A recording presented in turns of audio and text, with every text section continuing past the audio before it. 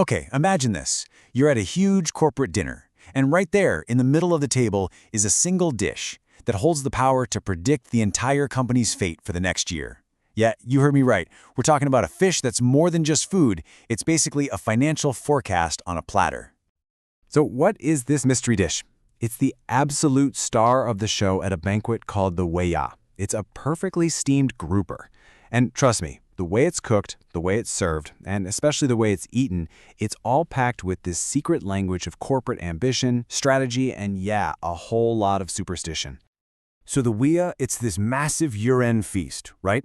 It's a huge corporate tradition to celebrate all the work that's been done. And at the very heart of this whole party is one non-negotiable, undisputed star, the whole steamed grouper. Its presence isn't just a suggestion, it's a must. Just to give you a little context, the Weiya is the grand finale of the business year. It's part thank you party, part bonus celebration, and part ritual to make sure the next year is prosperous. And our fish is right at the center of that ritual. You know why? Because in Mandarin, the word for fish, yu, sounds exactly like the word for surplus. Now, here's what's so cool. Not just any fish can be on that table. A simple tilapia? No way. That's just an everyday meal.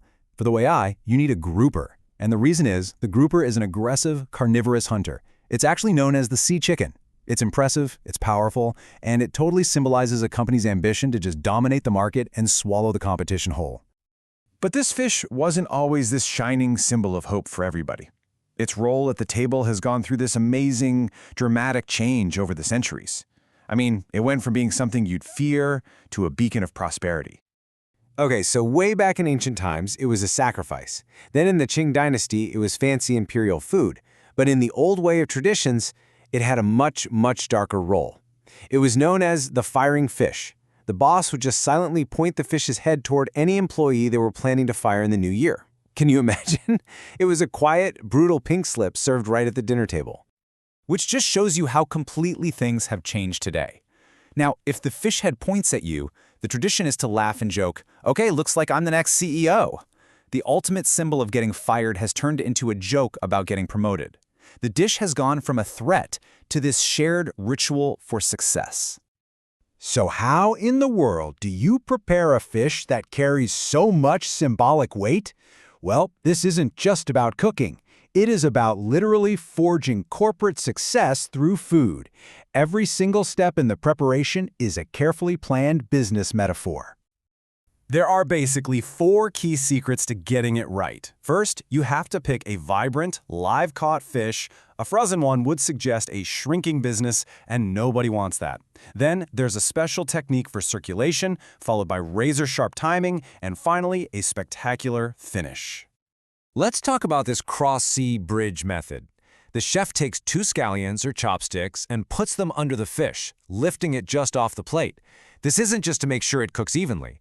The symbolism here is so powerful. It represents open, clear communication channels where ideas, just like the steam, can flow freely between all departments, making sure nothing gets stuck. All right, next up is timing. For your standard 1.5-pound grouper, the steaming window is just 8 to 10 minutes. That's it. A second too long and the meat gets tough, a second too short and it's not cooked. That precision, that represents a leader's mastery of market timing, knowing exactly when to get in, when to get out, and when to make that big, decisive move. And now for the grand finale. The perfectly steamed fish gets covered in shredded scallions and ginger and peppers. Then, smoking hot oil is poured all over the top, creating this explosive sizzle. That sound, that Z, is said to be the sound of money rolling in. It's that moment a company's big plan all comes together, releasing this amazing aroma of success for everyone to witness. So the fish is on the table, but the final test is just getting started. This is the climax of the whole ritual, and it's governed by a super strict set of rules.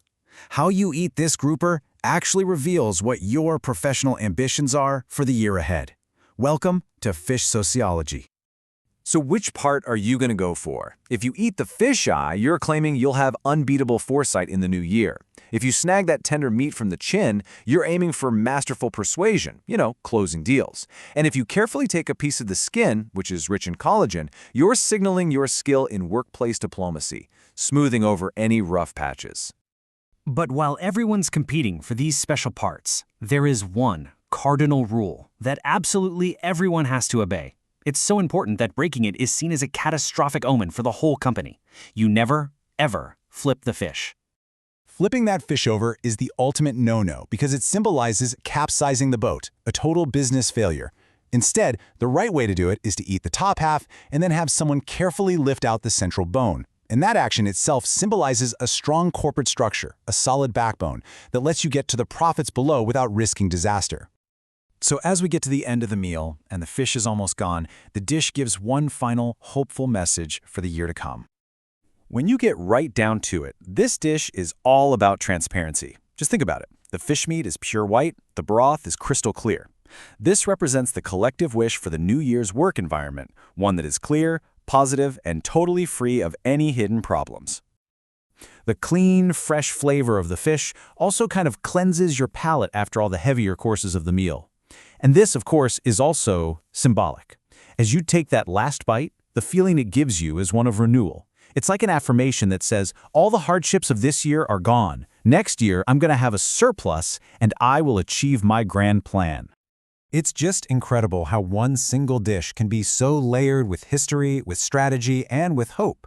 It really makes you wonder about the symbols that we might be missing in our own lives. So next time you share a meal, maybe ask yourself, what unspoken rules are hidden on your dinner table?